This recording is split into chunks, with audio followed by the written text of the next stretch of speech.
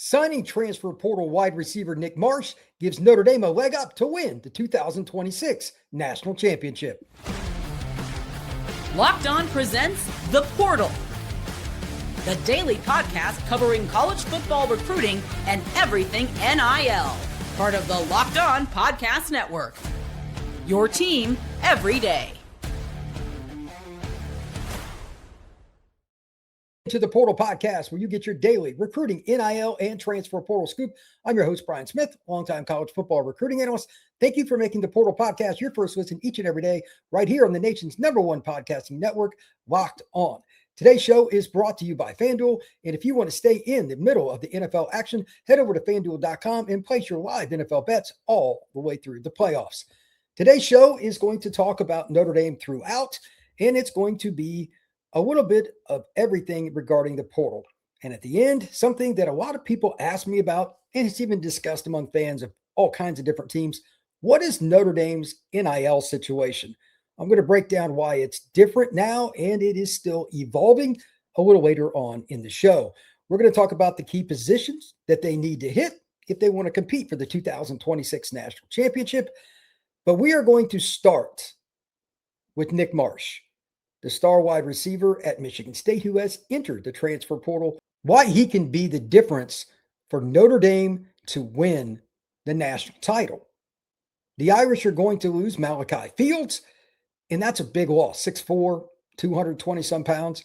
Marsh is a little bit different, 6'3", 205, but he is a playmaker. And despite stats that would tell you otherwise, because Michigan State's passing game this past season was anemic, here's why he can be the difference for Notre Dame. You've got Greathouse coming back. He's going to be healthy. You've got Faison.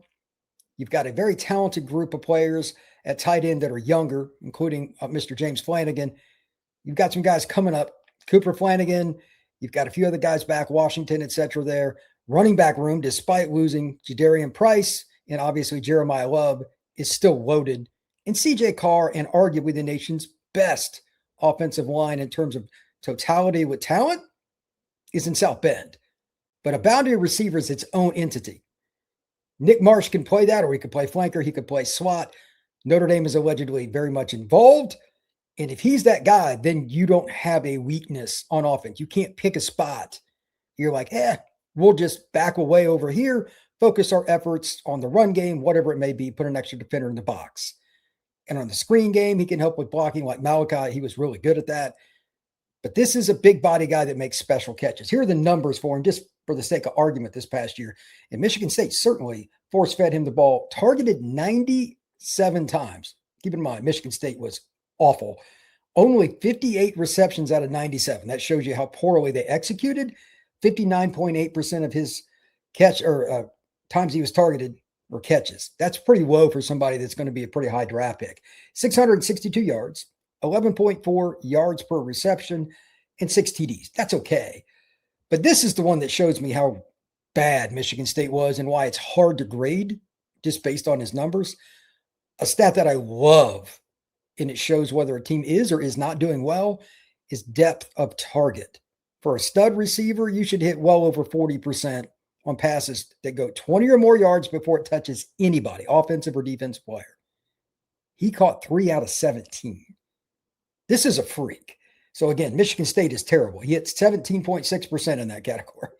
113 yards, 37.7 yards per catch and a score. But Michigan State, frankly, mismanaged him. Now they're trying to get him back. They hired an old receiver coach that he's familiar with, et cetera, et cetera. But I highly doubt that Marsh, even though Michigan State's going to throw a ton of money at him, really wants to be a part of a rebuild. They're going to be awful this next year. And ironically, they play Notre Dame early in the season. But wherever he ends up, I think he wants to go somewhere he's going to win. And guys that can play any boundary, flanker, or slot, those are the guys that are probably going to go somewhere that can win. And I honestly don't know his full list. Haven't heard a lot. I just know Notre Dame's coveting him. That's an interesting player.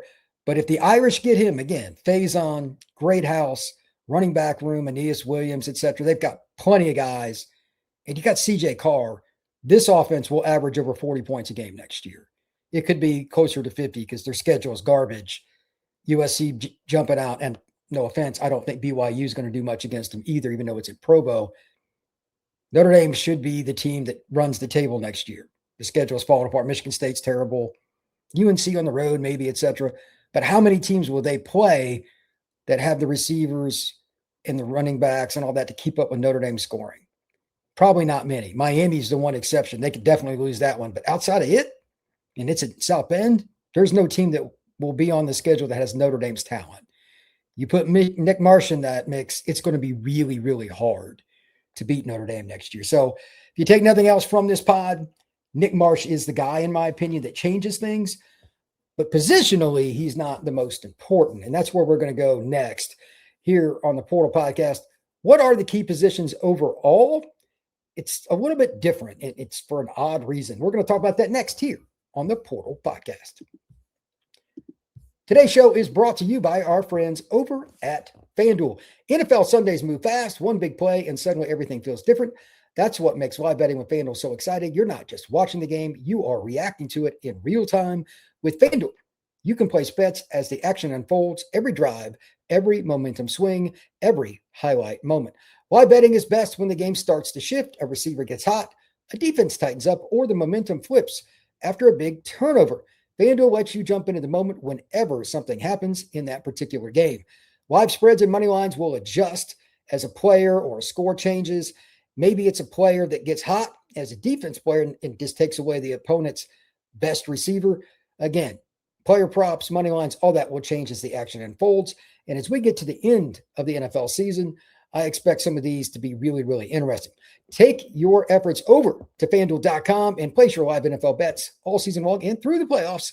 FanDuel, the game moves fast, and so can you. Thank you once again for making the Portal Podcast your first listen each and every day right here on the Locked On Podcast Network. And if you want to take your game to the next level, check out the Everydayer Club right here on the Locked On Podcast Network. Down in the description, there is a link. You can get your audio on the go with no ads. There's a Discord you can check out and much more. Again, down in the description, hit that link. Let's talk about Notre Dame's needs. I just talked about Nick Marsh. And again, I'm steadfast. If they get him, they're going to be extremely hard to beat next year. They're a top 3 team, in my opinion, if they get him. And they may be anyway, but he would be kind of the icing on the cake for their offense. But positionally, I actually have a different answer on what they need because they're still really good at wide receiver. They got Mike Gilbert and other guys. They could still score 40-plus points a game next year, even if they don't get Marsh. They get him, it's Katie bar the door. Kicker, to me, is still number one.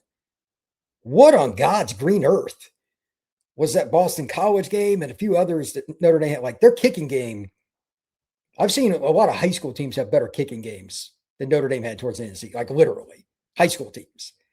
That was grotesque. That's got to be fixed. I have no idea how that works. It just didn't work out this past year. Noah Burnett was awful. Take it for what it's worth. And to that end, I don't know if they're going to want to go with a guy that's a kicker / punter, etc. They've got a young guy that's a pretty talented player, but he was very erratic this year as a freshman. We'll see. I don't mess with scouting kickers. I don't project. I don't know what the NIL is, but I do know that missing multiple extra points in a college football game is never acceptable. Notre Dame's number one need to meet is kicker, and I don't think it's even remotely debatable, but that's pretty easy to get. They should be able to get a kicker that's at least solid. Getting Nick Marsh is different, and that's why I got it number 2 overall. It's not a definite need, but if you can get the right guy, on my sheet over here on my left, I didn't put wide receiver number 2. I put elite in bold letters wide receiver. If it's not an elite guy, they don't need it. It's got to be an absolute unequivocal dude. Otherwise, it's a bypass for me. They got plenty of good young players. We'll see what they come up with. Number 3 won't surprise anybody, Notre Dame fan or otherwise, because every team's looking for this. Defensive tackle. Notre Dame's pretty good there. They've got some guys coming back, Heinisch, etc. But if they can get the guy, sure. And unlike wide receiver, even if it's another role player, they should take it. Elijah Hughes, for instance, barely played at USC his first 2 years. Notre Dame took a chance on him last year because he's an athletic kid that has upside, and he started to develop this past season. Okay, now he's got 1 more year left. That's the kind of thing you could go after again as well. I don't know if like Armel Mukum and a few other guys are coming back. We'll see how that shakes out. but you're obviously looking for a top-end guy. Remember this moment. We're going to talk about defensive tackle at the very end of the show. For those of you watching on YouTube, I put a little sidebar that lists this different subjects. And again, NIL. What is Notre Dame's NIL? Is it straightforward, etc.? Put an asterisk by D tackle. We're going to come back to that. I have a little story about that and how Notre Dame, whether they want to, they can grit their teeth, they can cuss, whatever they want. They're going to have to adjust. So they're probably not going to be where they want at defensive tackle. I'll come back to that. Nickel corner. This is another one that's interesting. I could see them going after one, and probably my only question is, are you going to let Dallas Golden or somebody else make a run at it, maybe multiple on the current roster without going after nickel? I don't think so, but you could attack it like, okay, somebody on the current roster is going to be the starter, and we're just going to take another veteran. If he ends up winning the job, so be it. Okay. Or are you going to go all in and really spend and go get a nickel that you trust, and maybe one of the younger guys isn't so happy? This is the kind of decision every single head coach and his staff have to make at every position. There's no friendly. No matter what you do, you're going to tick somebody off. That money that's going to that player that you bring in doesn't stay on the current roster. It goes to somebody outside. There's a lot of little things. I don't know how that stuff works. I'm not in the room. I just hear snippets, but that's the kind of decision Notre Dame's got to figure out. Fortunately for them, they have about the highest retention rate in the country, and it's nothing against other schools, but Notre Dame's kind of figured it out. I don't know how they do it, but even then, you can still tick guys off. I'll be curious to see what happens. Finally, here, those are my four main. These are just the next few positions. We'll see what happens. Quarterback. Are you really going to go into this season? Really? With CJ's going to be a redshirt sophomore, but let's be honest, he's done after this year. Who are your backups? You got two true freshmen they're going to be in, including one that reclassed and Teddy Gerard. You got a backup that was like third string or whatever this season. Didn't really play. That was a freshman last. Are you going to go into the season with this like basically no experience behind CJ Carr? Doesn't make much sense, because if he's, sprains his ankle, you need to be able to go out and play that next game. I don't care who it is. It's hard replacing your quarterback even for a week. Put somebody in there you can win. Do you want to go just with a redshirt freshman? Probably not.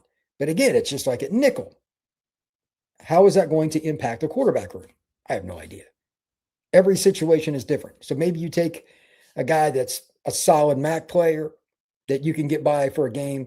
But if it was college football playoff, you're probably in trouble. Maybe you do roll with the younger guy because you need the athleticism, you need the arm talent, whatever. Possibly. I could see Notre Dame doing that. And if I had to hedge my bets, I would say yes to that. Again, totally dependent on the room and what everybody thinks at Notre Dame. And it's got to be a guy that can play. It can't just be somebody that's going to help you in the practice, running the scout. It's got to be somebody who can play, but not threaten the other guy. It's this. You talk about a linear, small line. A lot of schools are going through this. This isn't a Notre Dame problem. That's what they need.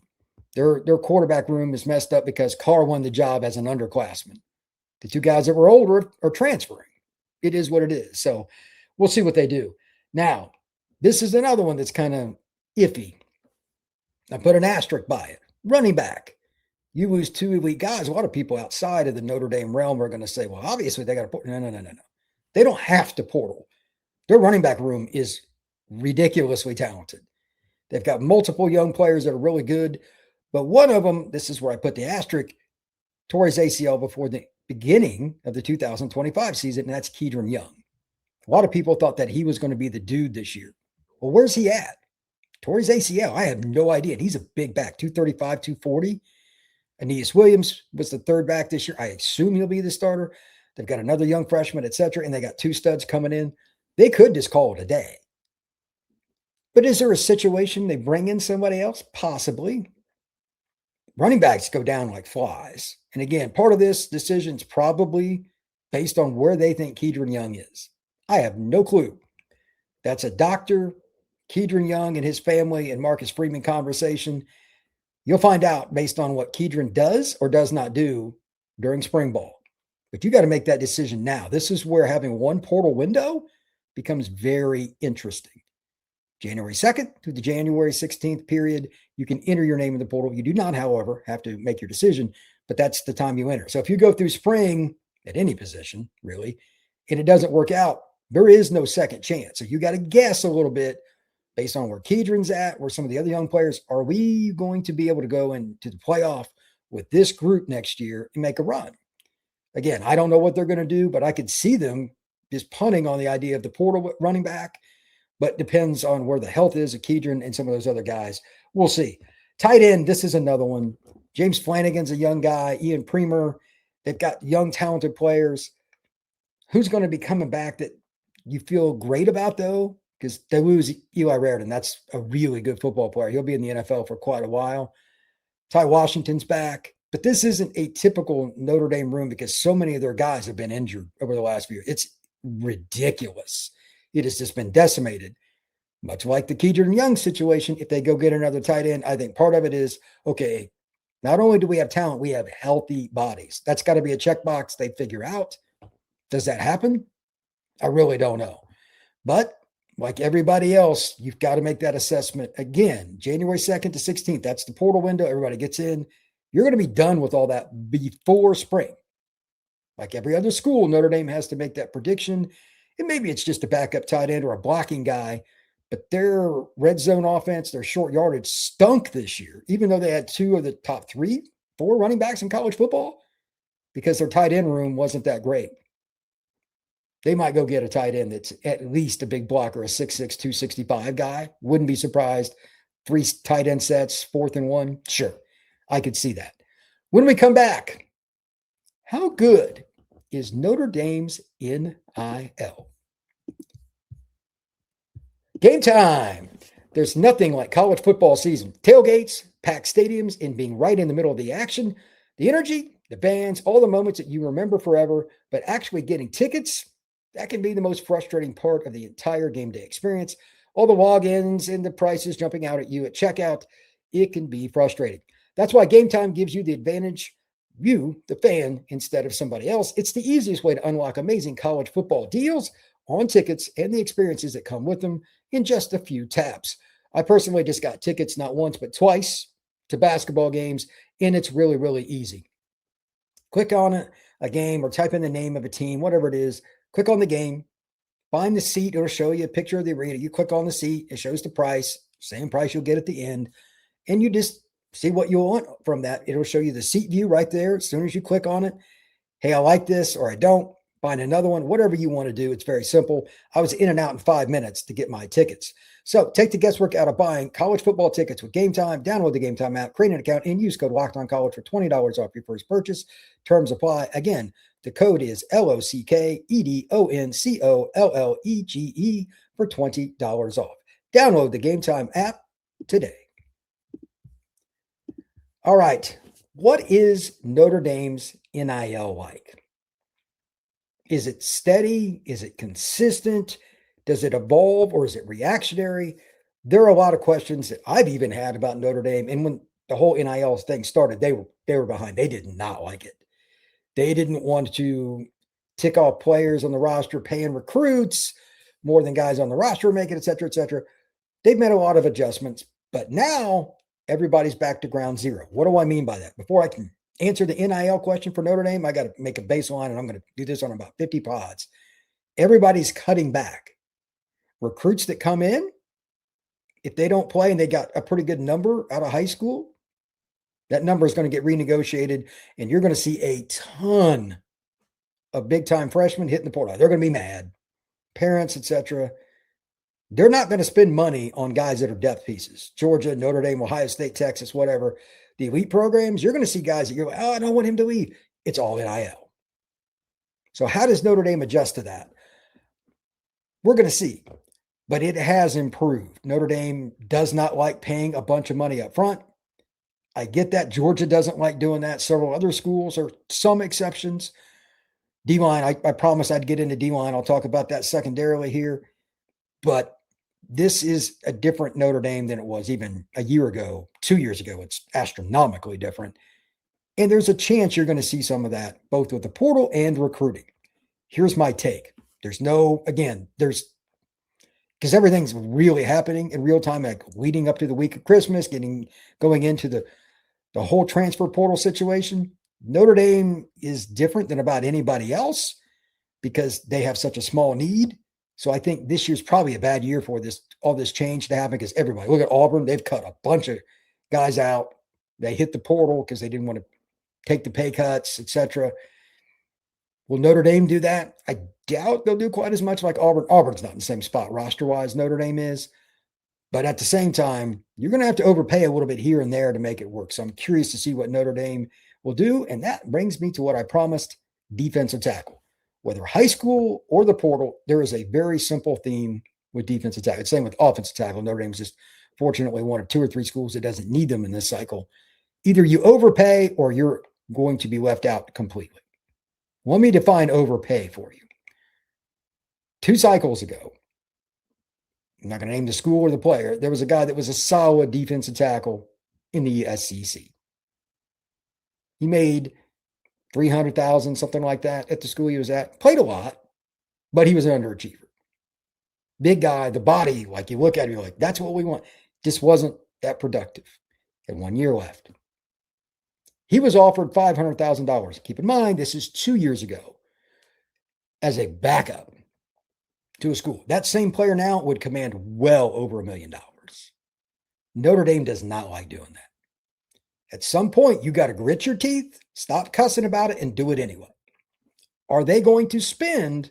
When I say spend, I mean horrifically overspend to get that guy to give you a chance at a title run. I'll give you another example. Last year, when Ohio State won it, they were over $30 million in the red as an athletic department. Winning usually doesn't mean financially good. That probably doesn't make many people happy, but Notre Dame's often been frugal. They want to win it. At least at this position, you're going to have to overspend. I don't know of a team that has a Notre Dame that doesn't. D-tackle is supply and demand, and the demand is bigger than I can possibly show you in a range, and the number of good players is so small, I'm not even going to bring up a whole bunch of names. It's going to be one guy I talk about here in a second. That's it. It is awful. Does Notre Dame's NIL situation allow them to grit their teeth and overpay somebody for what they think the kid's worth? Because there just aren't enough options in schools like Texas Tech, Oregon, Ohio State, Miami, Tennessee. They will overpay, definitively overpay, not only to get them on their roster, but to keep them off the other rosters I just mentioned and Notre Dame. This is, we got him, you don't. I don't know if Notre Dame wants to play that game, but it's an old thing. Bear Bryant used to do that in recruiting when they didn't have scholarship limits. He would take a kid, even if he didn't think he was necessarily going to start at Bama, but he didn't want him at Auburn or Georgia. He didn't want him going to LSU. He didn't want him going to Georgia Tech. Let's take him if he plays, great. If not, he's not playing against us. Pretty smart strategy. There are so few D tackles in the transfer portal that are really that good. That's part of the game. So again, I'll just use an easy number. If he's worth $1 million, conservatively, you're going to pay $1.5 million. At least an extra $500K.